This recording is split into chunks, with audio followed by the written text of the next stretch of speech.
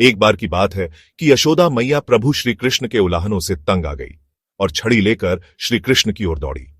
जब प्रभु ने अपनी मैया को क्रोध में देखा तो वह अपना बचाव करने के लिए भागने लगे।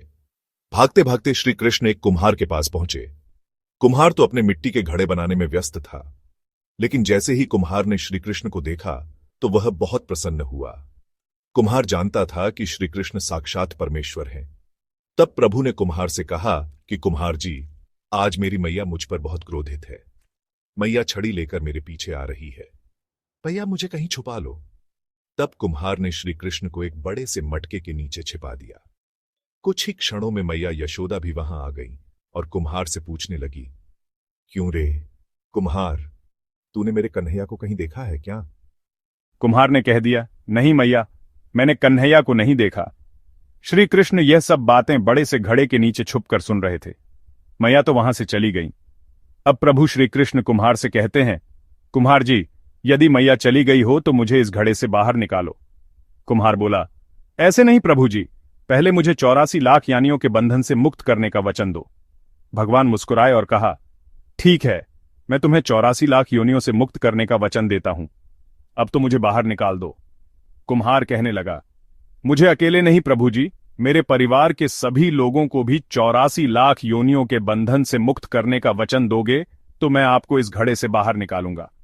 प्रभु जी कहते हैं, चलो ठीक है, उनको भी 84 लाख योनियों के बंधन से मुक्त होने का मैं वचन देता हूं। अब तो मुझे घड़े से बाहर निकाल दो। अब कुम्हार कहता है, बस प्रभु जी, एक विनती और है, उसे भी पूरा करने का वचन दे दो तो मैं आपको घड़े से बाहर निकाल दूंगा। भगवान बोले, वो भी बता दे, क्या कहना चाहते हो? हाँ?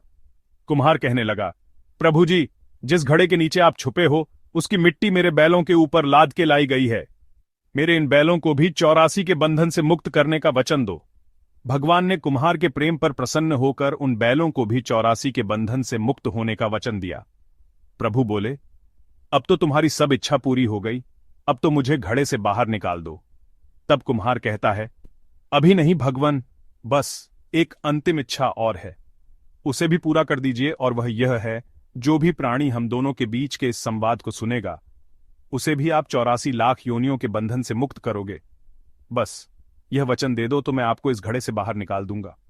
कुम्हार की प्रेम भरी बातों को सुनकर प्रभु श्री कृष्ण बहुत खुश हुए और कुम्हार की इस इच्छा को भी पूरा करने का वचन दिया। फिर कुम्हार ने बाल श्री कृष्ण को घड़े से बाहर निकाल दिया, उनके चरणों में साष्टांग प्रणाम किया, प्रभु जी के चरण धोए और चरणामृत लिया।